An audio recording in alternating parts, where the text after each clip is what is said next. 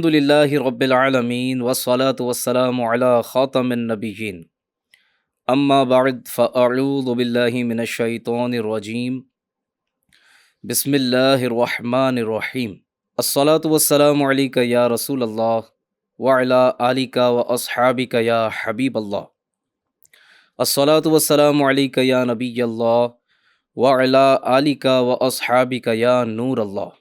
F جن channel کے ناظرین، ہمارے پیارے نبی مکی مدنی صلی اللہ علیہ وسلم کا فرمان علی شان ہے، نیت المومنی خیر من عملی، مسلمان کی نیت اس کے عمل سے بہتر ہے۔ آئیے کچھ اچھی نیتیں کرتے ہیں کہ بغیر اچھی نیت کے کسی بھی عمل خیر کا ثواب نہیں ملتا۔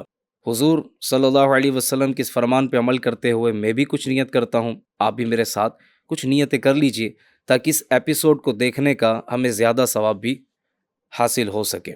نیت کیجیے اللہ کی رضا حاصل کرنے کے لیے، علم دین سیکھنے کے لیے اس پروگرام کو مکمل توجہ کے ساتھ سنوں گا، جو کچھ سیکھوں گا اس پر عمل کی کوشش بھی کروں گا اور دوسروں تک پہنچانے کی سعادت بھی حاصل کروں گا انشاءاللہ الکریم۔ آقا مدینہ صلی اللہ علیہ وآلہ وسلم پر درود و سلام پڑھنے کے بے شمار فضائل اور برکات ہیں۔ میرے آقا فرماتے ہیں، جو شخص مجھ پر جمعہ کے دن 80 بار درود پڑھے اس کے 80 سال کے گناہ معاف ہوں گے۔ سبحان اللہ، 80 بار درود پڑھیں، 80 سال کے گناہ معاف کر دیے جائیں گے۔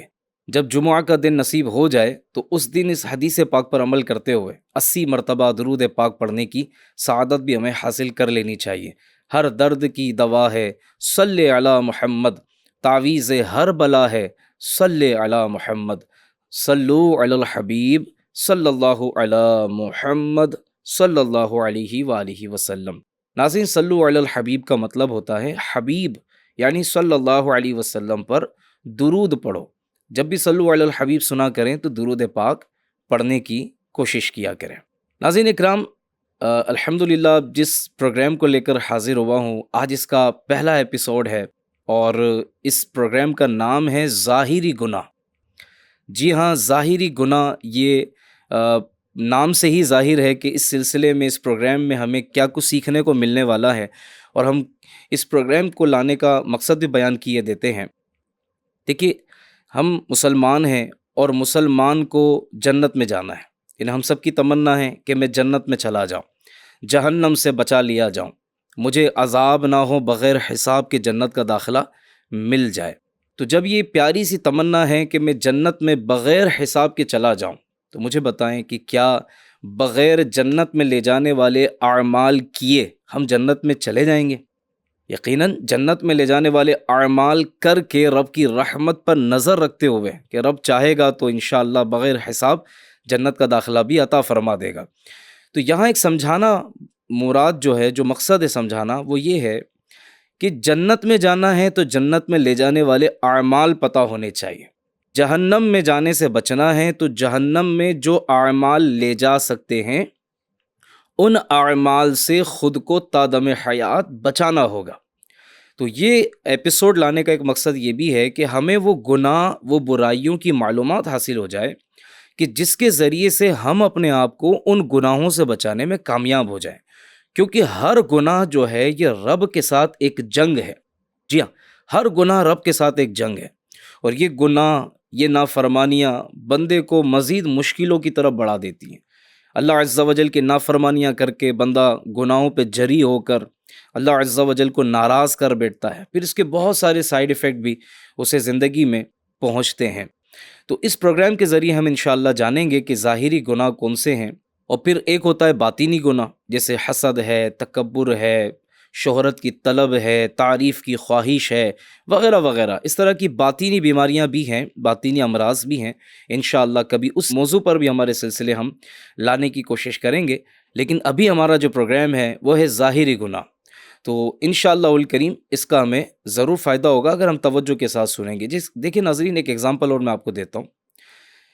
کسی کو یہ کہا جائے کہ جناب یہ کھانا جو ہے نا، اس میں زہر ملا ہوا ہے، اسے ذرا کھائیے نا، اگرچہ وہ کتنی ہی لذیذ ڈش کیوں نہ ہو، وہ کتنی ہی بہترین غذا کیوں نہ ہو، اگر اس میں زہر کی آمیزش کا آپ کو پتہ چل جائے تو مجھے بتائیں کہ آپ اس کے عمدہ اور لذیذ ہونے کو اہمیت اور امپورٹنس دیں گے، یا اس بات کو اہمیت دیں گے کہ اس میں زہر ملا ہوا ہے، یقیناً اس کو کھانے سے اپنے آپ کو بچائیں گے۔ تو اسی طرح ہم کام بہت سارے کر رہے ہوتے، لیکن اپنے کاموں کے درمیان کوئی نہ کوئی عمل ہمارا ایسا ہو جاتا ہے، رب کی نافرمانی والا کام ایسا ہو جاتا ہے کہ جس کی وجہ سے اللہ تعالیٰ ناراض ہو جاتا ہے۔ تو جہاں بہت سارے نیک کام کریں، وہیں چھوٹے سے چھوٹے گناہ سے بھی خود کو بچانے کی ہمیں کوشش کرنی ہے۔ تو آج کے ایپیسوڈ میں انشاءاللہ الکریم میں آپ کو کبیرہ گناہوں کی کچھ معلومات بیان کروں گا، اور اسی کے ساتھ ساتھ گناہوں کی وجہ سے جو سائیڈ ایفیکٹس ہوتے ہیں، نقصانات ہوتے ہیں، وہ بیان کروں گا۔ اور پھر اس کے اگلے ایپیسوڈ میں انشاءاللہ الکریم جو ہمارے اسلاف ہیں وہ اللہ کی خفیہ تدبیر سے کس قدر ڈرا کرتے تھے، اس کو انشاءاللہ ہم بیان کریں گے۔ اور پھر اس کے بعد انشاءاللہ پوری ایک سیریز ہے جس میں ہم آپ کو سٹیپ بائی سٹیپ انشاءاللہ ایک ایک ایپیسوڈ میں ایک ایک ٹاپک کو بیان کریں گے، ایکسپلین کریں گے، جو انشاءاللہ ہماری معلومات میں بہت زیادہ اضافے کا ذریعہ بننے والا ہے۔ بس چونکہ پہلا ایپیسوڈ ہے اس لیے اتنی ڈیٹیل کے ساتھ میں نے آج آپ کو کچھ باتیں بیان کی ہیں۔ بس آپ ہمارے ساتھ بنے رہیے گا، مکمل ایپیسوڈ دیکھتے رہیے، انشاءاللہ آپ کی معلومات میں ضرور اضافہ ہوگا۔ ناظرین، حضرت سیدنا ابو طالب مکی رحمۃ اللہ تعالی علیہ، جنہوں نے قوت القلوب بھی لکھی اور بھی کئی کتابیں آپ نے لکھی ہیں، آپ فرماتے ہیں کبیرہ گناہ جو ہیں وہ 17 ہیں، 17 ہیں۔ 4 کا تعلق دل سے ہے، وہ دل سے جن گناہوں کا تعلق ہے ان میں شرک ہے، گناہ پر اصرار کرنا ہے، تیسرا مایوسی، اور اللہ تعالیٰ کی خفیہ تدبیر سے بے خوف ہونا ہے۔ یہ 4 کا تعلق دل سے ہے۔ اسی طرح 4 کا تعلق زبان سے ہے، کسی پر تہمت لگانا، جھوٹی گواہی دے دینا، جادو کرنا، اور جادو ہر اس کلام کو کہتے ہیں جو انسان یا اس کے بدن کے کسی حصے کی حالت کو بدل دے۔ اسی طرح نمبر 4، جھوٹی قسم اٹھانا، اور اس سے مراد وہ قسم ہے جس کے ذریعے کسی کا حق باطل کیا جائے یا کسی باطل کو ثابت کیا جائے۔ ناظرین، اسی طرح 3 کا تعلق پیٹ سے، 3 گناہوں کا تعلق، کبیرہ گناہوں کا تعلق پیٹ سے ہے۔ یتیم کا مال کھانا، نمبر 2 سود کھانا، 3 ہر نشہ آور چیز پینا، 2 کا تعلق شرمگاہ سے ہے، پرائیویٹ پارٹ سے ہے، بدکاری کی طرف جانا، اور لواطت یہ بھی ایک گناہ ہے، اس کی طرف جانا۔ اسی طرح 2 کا تعلق ہاتھوں سے ہے، نمبر 1 کسی کو ناحق قتل کرنا، اور نمبر 2 چوری کرنا۔ 1 کا تعلق پاؤں سے ہے، اور ایک گناہ کبیرہ کا تعلق پورے جسم سے ہے، وہ ہے والدین کی نافرمانی کرنا۔ صلو علی الحبیب صلی اللہ علیہ محمد صلی اللہ علیہ وسلم۔ شیخ ابو طالب مکی رحمۃ اللہ تعالی علیہ نے جن 17 گناہوں کا ذکر فرمایا ہے، یہ تو ہے ہی، ان کے علاوہ بھی بہت سارے گناہوں کو الگ الگ روایتوں میں بیان کیا گیا ہے۔ اس کے لیے میں آپ کو سجیسٹ کروں گا کہ دعوت اسلامی کے اشاعتی ادارے مکتبۃ المدینہ کی 2 کتابیں، 2 جلدیں ہیں، جہنم میں لے جانے والے اعمال والیوم 1 اور والیوم 2۔ یہ 2 کتابیں اگر آپ حاصل کر لیں تو آپ کو اندازہ ہوگا کہ وہ کون کون سے کام ہیں جو گناہ کبیرہ کی فہرست میں آتے ہیں، جس سے بندے کو اپنے آپ کو بچانا چاہیے۔ دیکھیے، اللہ تبارک و تعالیٰ نے اپنے بندوں کو اپنی ربوبیت کے اسرار سکھا کر اپنی نافرمانی سے ڈرایا ہے، اور قرآن کریم میں اللہ رب العالمین نے ارشاد فرمایا فَلَمَّا آسَفُونَا انتَقَمْنَا مِنْهُمْ، ترجمہ کنز ایمان، پھر جب انہوں نے وہ کیا جس پر ہمارا غضب ان پر آیا۔ ترجمہ کنز ایمان، پھر جب انہوں نے ممانعت کے حکم سے سرکشی کی، ہم نے ان سے فرمایا ہو جاؤ بندر دھتکارے ہوئے۔ اللہ اکبر۔ اسی طرح ایک اور مقام پر اللہ رب العالمین نے ارشاد فرمایا من یعمل سوءا یجز بہ ولا یجد لہ من دون اللہ ولیا ولا نصیرا۔ ترجمہ کنز ایمان، جو برائی کرے گا اس کا بدلہ پائے گا، اور اللہ کے سوا نہ کوئی اپنا حمایتی پائے گا نہ مددگار۔ اللہ تبارک و تعالی ہمیں احکام قرآن پر عمل کرنے کی توفیق عطا فرمائے۔ اور ناظرین اکرام، یہاں قرآن کی ان آیات کی تفسیر بیان نہیں کر رہا، لیکن اگر آپ کتابوں کا مطالعہ کریں گے، پچھلی جو قومیں گزری ہیں، پچھلی جو امتیں گزری ہیں، اگر آپ ان کے حالات پڑھیں گے، قوم سمود کے بارے میں اور دیگر اقوام کے بارے میں پڑھیں گے، تو آپ کو پتہ چلے گا کہ جب جب احکام خداوندی کی خلاف ورزی کی گئی، جب جب اللہ تبارک و تعالیٰ کی نافرمانی کی گئی، شریعت کی حد توڑی گئی، اللہ تبارک و تعالیٰ کی طرف سے بھیجے گئے نبی کی طرف سے پہنچنے والی دعوت کو ٹھکرایا گیا، ہٹ دھرمی پر آئے، ضد پر آئے، اللہ کو جھٹلایا، نبی کو جھٹلایا، تو پھر کیا ہوا؟ اللہ تبارک و تعالیٰ کی طرف سے ان پر عذاب آیا اور اس قوم کو تباہ کر دیا گیا، ان لوگوں کو تباہ کر دیا گیا، نشانہ عبرت بنا دیا گیا، لوگوں کے لیے عبرت بنا دیا گیا۔ بہت سارے لوگ تب انہیں جانتے بھی نہیں ہیں۔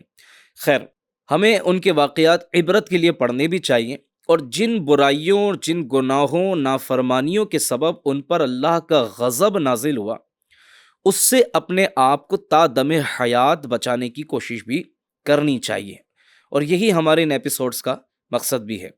اللہ کے محبوب دانہ غیوب صلی اللہ علیہ وآلہ وسلم کا فرمان علی شان ہے، اللہ تبارک و تعالیٰ نے کچھ فرائض مقرر کیے، لہٰذا تم انہیں ہرگز ضائع نہ کرو، کچھ حدیں قائم کی ہیں، تم ہرگز ان سے نہ گزرو، کچھ چیزیں حرام کی ہیں، انہیں ہرگز ہلکا نہ جانو، اور اس نے تم پر رحمت فرماتے ہوئے دانستہ کچھ چیزوں سے سکوت فرمایا ہے، لہٰذا ان کی جستجو نہ کرو۔ دیکھیں، یہ بھی رب کی مہربانی ہے، حلال بھی ظاہر ہے، حرام بھی ظاہر ہے، اور جن معاملات میں اللہ تبارک و تعالیٰ نے سکوت اختیار کی فرمایا ہے، اس کے معاملے میں اس کی ٹو میں بندے کو پڑھنے کے لیے بھی منع کیا گیا ہے۔ رسول پاک صاحب الاولاق صلی اللہ علیہ وآلہ وسلم کا فرمان عالی شان ہے، مومن جب گناہ کرتا ہے تو اس کے دل پر ایک سیاہ نقطہ لگا دیا جاتا ہے، پھر اگر وہ توبہ کرے اور بخشش چاہے تو اس کا دل صاف ہو جاتا ہے، اور اگر توبہ نہ کرے تو وہ نقطہ پھیلتا رہتا ہے یہاں تک کہ اس کے پورے دل کو گھیر لیتا ہے۔ یعنی وہ سیاہ نقطہ، وہ جو بلیک ڈاٹ ہے، وہ پورے دل کو ڈھانپ لیتا ہے، اور یہ وہی زنگ ہیں جسے اللہ تبارک و تعالیٰ نے اپنی پاکیزہ کتاب قرآن مجید فرقان حمید میں ذکر فرمایا ہے۔ ترجمہ کنز الایمان کوئی نہیں بلکہ ان کے دلوں پر زنگ چڑھا دیا ہے ان کی کمائیوں نے۔ اگر آج دل عبادت میں نہیں لگتا، کسی کا تلاوت میں نہیں لگتا، دعا میں نہیں لگتا، نمازوں میں نہیں لگتا، اور اللہ تبارک و تعالیٰ کی رضا والے کاموں میں دل نہیں لگتا، دل اچاٹ سا رہتا ہے، اچھی باتیں سننے کو بھی دل نہیں کرتا، تو کہیں نہ کہیں یہ ہمارے اپنے ہاتھوں کی کمائی ہوتی ہے۔ یہ گناہوں کی وجہ سے اگر خدا نخواستہ دل سخت ہو گیا ہے تو یہ یاد رکھیں، انسان پر یعنی بندے پر اللہ کے عذابوں میں سے ایک عذاب یہ بھی ہے کہ اس کا دل سخت ہو جائے، اور یہ سخت دلی مزید بہت سارے گناہوں کا سبب بنتی ہے، کہ جب بندے کا دل سخت ہو جاتا ہے تو پھر وہ اور زیادہ گناہوں کی طرف بڑھتا چلا جاتا ہے۔ اگر اللہ نہ کرے کسی کا دل گناہوں کے سبب کالا ہو گیا ہے، اب اس کا علاج کیا ہے؟ یقیناً اس کا علاج اللہ کا ذکر ہی ہے، اس کی یاد ہے، اس کے خوف سے آنسو بہانا ہے، صالحین کی صحبت میں بیٹھنا ہے۔ یہ وہ طریقہ ہے جس کے ذریعے سے بہت جلدی یہ دل کی بیماریاں دور ہو جاتی ہیں، دل کا اندھا پن دور ہو جاتا ہے، دل کا ٹیڑھا پن دور ہو جاتا ہے، دل میں جو کالوچ آ جاتی ہے، یہ جو کالا ہو جاتا ہے، یہ کالا پن بھی اس کا دور ہو جاتا ہے، یہ اجلا نورانی ہو جاتا ہے، اور اس کے لیے یہ چند چیزیں جو میں نے آپ کو بتائیں اگر بندہ یہ کر لیتا ہے تو۔ حضرت ابو ذر رضی اللہ تعالی عنہ نے سید المبلغین رحمت للعالمین صلی اللہ علیہ وسلم سے عرض کی، یا رسول اللہ صلی اللہ علیہ وسلم، کون سی ہجرت یعنی ہجرت والے افضل ہیں؟ تو آقا مدینہ صلی اللہ علیہ وسلم نے ارشاد فرمایا، جو گناہوں سے ہجرت کرتے ہیں۔ اور بھی بہت سی احادیث اس معنی پر دلالت کرتی ہیں۔ سیدنا حذیفہ رضی اللہ تعالی عنہ سے پوچھا گیا، کیا بنی اسرائیل نے اپنا دین چھوڑ دیا تھا کہ جس کی وجہ سے انہیں مختلف قسم کے دردناک عذابات میں مبتلا کیا گیا؟ مثلا ان کی صورتیں بگاڑ کر انہیں بندر و خنزیر بنا دیا گیا، اور اپنے آپ کو قتل کرنے کا حکم دیا گیا؟ تو آپ رضی اللہ تعالیٰ عنہ نے جواباً ارشاد فرمایا نہیں، بلکہ جب انہیں کسی چیز کا حکم دیا جاتا تو وہ اسے چھوڑ دیتے تھے۔ اس پوائنٹ پر ذرا غور کیجیے گا ناظرین، کہ جب انہیں کسی چیز کا حکم دیا جاتا تو وہ اسے چھوڑ دیتے تھے، اور جب کسی کام سے روکا جاتا تو انجام کی پرواہ کیے بغیر اسے کر گزرتے تھے، یہاں تک کہ وہ اپنے دین سے اس طرح نکل گئے جیسے آدمی اپنے قمیص سے نکل جاتا ہے۔ کتنی کلیئر کٹ بات بیان کر دی کہ ان پر جو عذابات آئے، جو آزمائشیں آئی، جو ان کو نشانہ عبرت بنایا گیا، تو انہیں روکا گیا، انہیں سمجھایا گیا، انہیں باز رہنے کا کہا فرمایا گیا، لیکن وہ باز نہ آئے، وہ گناہوں کے معاملے میں آگے بڑھتے گئے۔ جس کام سے روکا گیا انجام کی پرواہ کیے بغیر ان کاموں کو کرتے چلے گئے۔ اور آج اگر ہم اسی بات کو سامنے رکھ کر اپنی سوسائٹی کا تھوڑا جائزہ لے لیں، اپنے گھر پریوار خاندان کا، اپنی فیملی ممبرز کا اگر ہم جائزہ لے لیں، تو کتنے ایسے کام ہیں جن کاموں سے ہمارے رب نے ہمیں منع فرمایا، علماء نے ہم تک وہ باتوں کو پہنچایا، اور آج FGN چینل کے ذریعے ہم آپ کے گھر میں دستک دے رہے ہیں، یہ باتوں کو پہنچا رہے ہیں۔ کتنے ایسے ہیں جو رکے، کتنے ایسے ہیں جو باز آئے؟ کیا غیبت سے روکا نہیں گیا؟ کیا تہمت سے روکا نہیں گیا؟ کیا بدگمانی سے روکا نہیں گیا؟ کیا نماز قضا کرنے سے روکا نہیں گیا؟ کیا زکوٰۃ نہ دینے پر عذابات بیان نہیں کیے گئے؟ حج فرض ہونے کے بعد بھی حج نہ کرنے پر جو وعیدیں ہیں کیا وہ بیان نہیں کی گئی ہیں؟ لیکن ہم ماننے کے لیے تیار نہیں ہیں۔ ہم میں سے کتنے ہیں جو شریعت کے احکام ہم تک پہنچے اور ہم نے دل سے قبول کی اور عمل کرنا شروع کر چکے؟ اللہ ماشاء اللہ، اللہ جیسے توفیق عطا فرمائے۔ لیکن ایک تعداد ایسی بھی ہے کہ جناب سب چلتا ہے، سب کو لے کر چلنا پڑتا ہے، کیا کریں؟ فیملی کے ساتھ بھی رہنا ہے، دوستوں کے ساتھ بھی رہنا ہے، فلاں کے ساتھ بزنس بھی کرنا ہے، ہم یہ سب اتنا سارا نہیں کر سکتے۔ استغفر اللہ، ہم مسلمان ہیں اور مسلمان کو یہ بات زیبا نہیں دیتی۔ مسلمان شریعت کا پابند ہے، مسلمان دین کے احکام کا پابند ہے۔ اسے فریڈم کس چیز کا چاہیے؟ کس چیز کا فریڈم چاہیے؟ گناہ کرنے کا فریڈم چاہیے؟ اپنی قبر کو عذاب کا گڑھا بنانے کا فریڈم چاہیے؟ کیا رب کے غضب کو ابھارنے کا فریڈم چاہیے؟ کس چیز کا فریڈم چاہیے؟ یہ گناہ کیا ہے؟ اللہ کی نافرمانی ہے۔ ایک شخص گناہ کر کے جہنم کا بیج بو کر جنت کی فصل کاٹنا چاہے تو یہ دیکھنے والا یہ نہیں کہے گا اس کی مت ماری گئی ہے، کیسا عجیب آدمی ہے۔ نیم کا درخت یعنی نیم کا بیج بو کر آم کی تمنا کر کے بیٹھا ہوا ہے، یہ تو عقل میں بھی سمانے والی بات نہیں ہے۔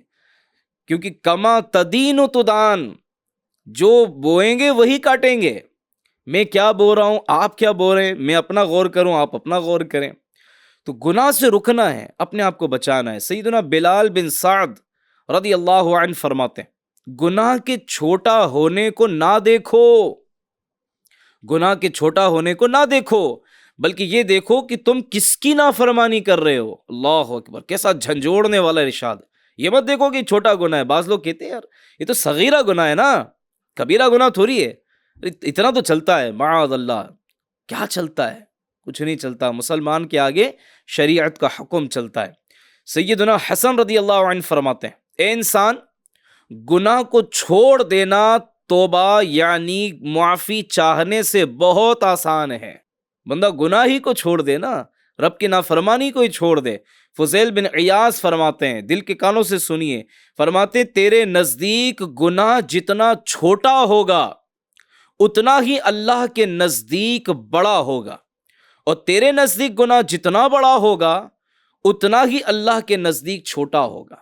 بات ڈرنے کی ہے، بات گناہ چھوڑنے کی ہے، بات رب کو ناراض کرنے سے رکنے کی ہے کہ میں یہ سوچ کر گناہ نہ کروں کہ یہ چھوٹا ہے یا بڑا ہے۔ گناہ ہے، نافرمانی ہے۔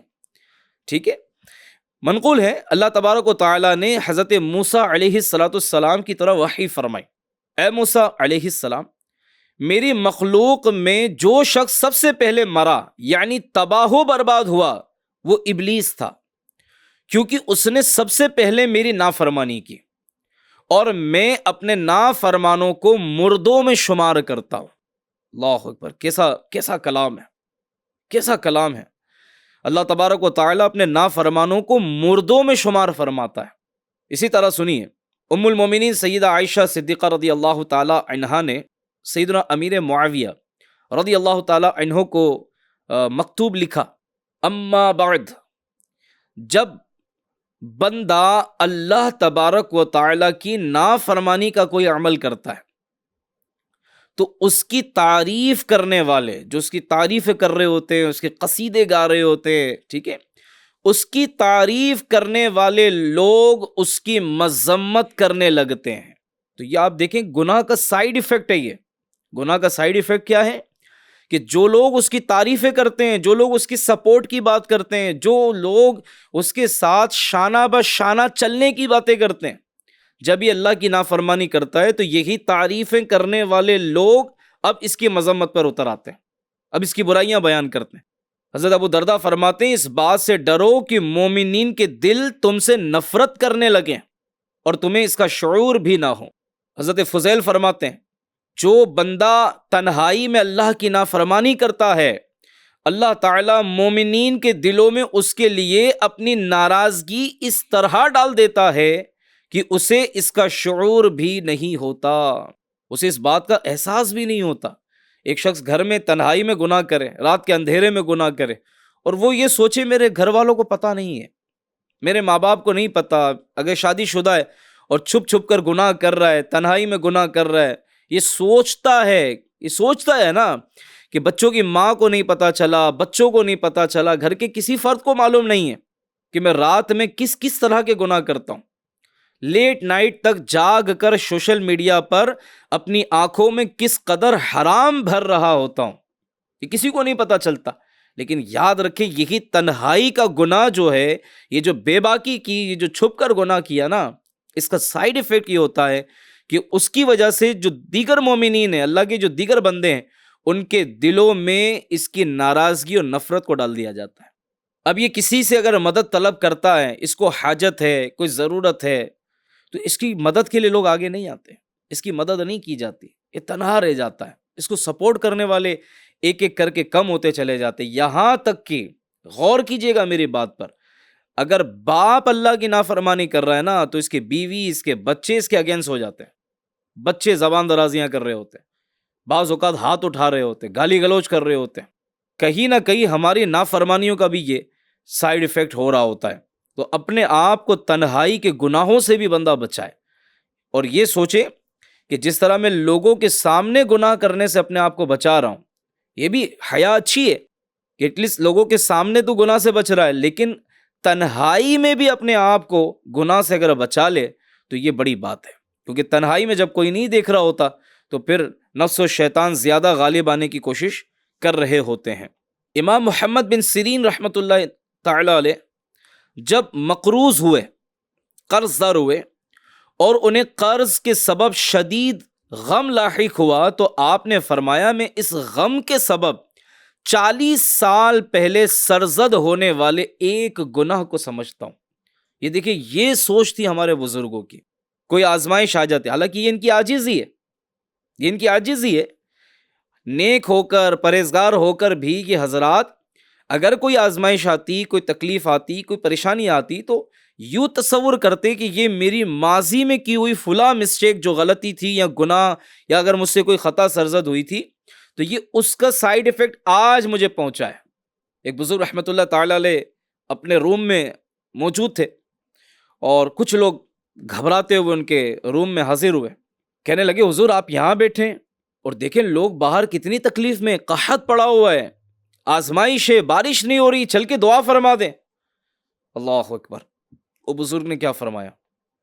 وہ بزرگ نے فرمایا، میں تو یہاں بیٹھ کر اللہ کا شکر ادا کر رہا ہوں کہ آسمان سے آگ نہیں برس رہی، کہ ہمارے گناہ تو اتنے زیادہ ہو گئے، نافرمانی اس قدر بڑھ چکی ہیں کہ اب جو ہے وہ آسمان سے کہیں آگ نہ برس جائے ہمارے لیے۔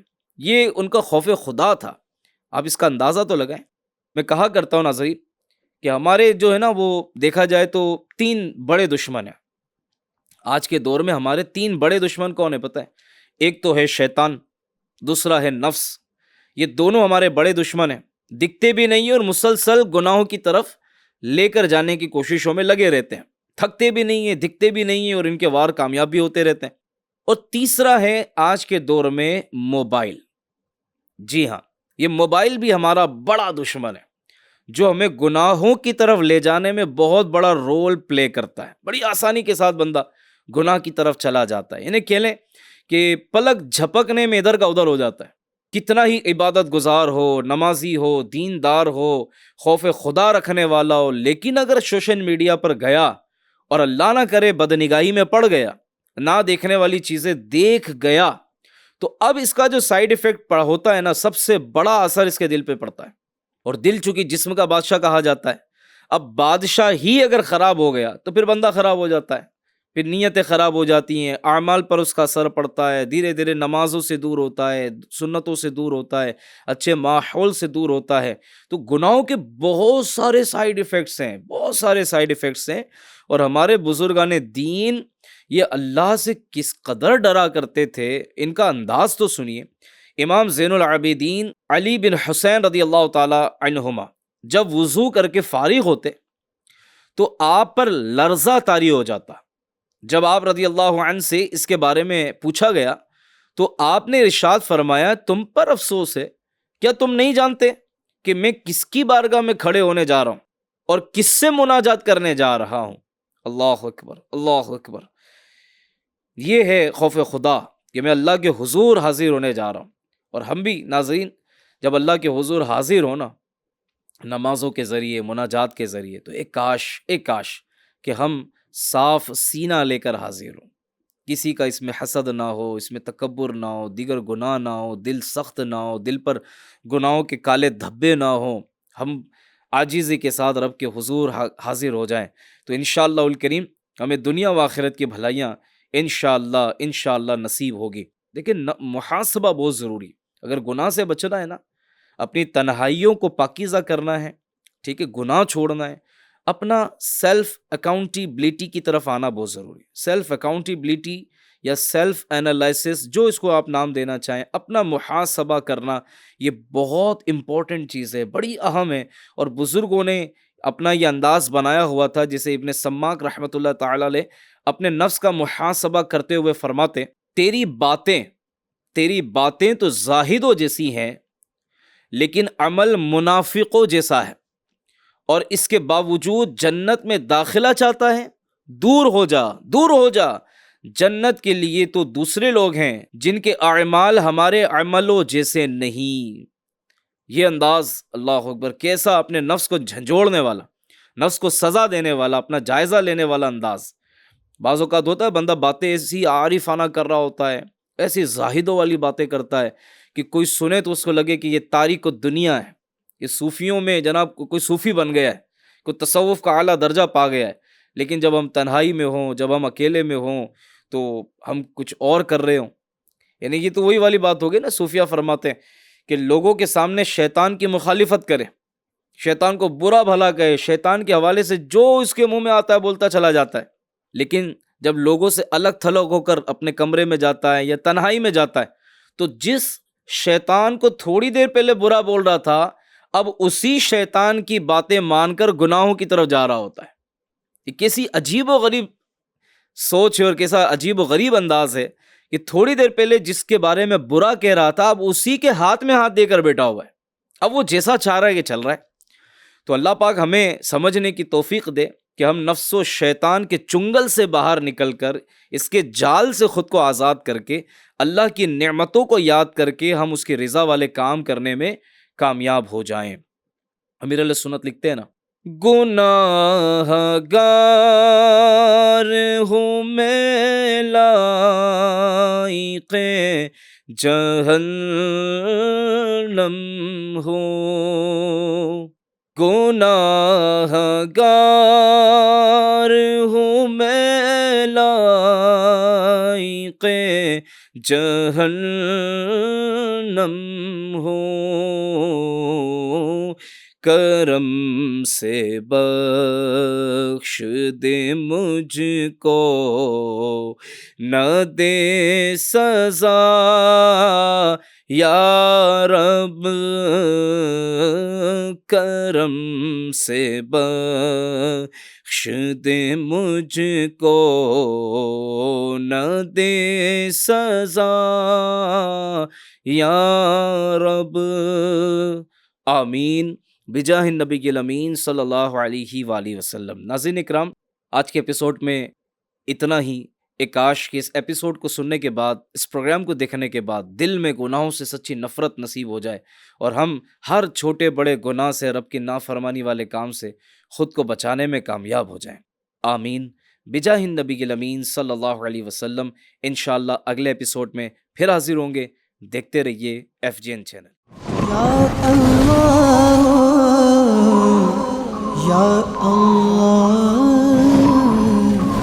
یا